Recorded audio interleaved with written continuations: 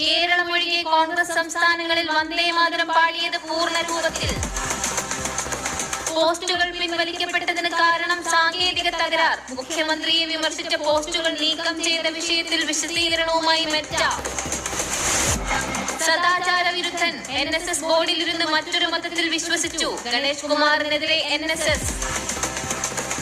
ചരിത്രബോധമില്ലാത്ത പാട്ടുകാരുടെ വിവരക്കേട് കോൺഗ്രസ് നിലപാടല്ല. AICC വന്ദേമാതര വിവാദത്തിൽ Jinto John.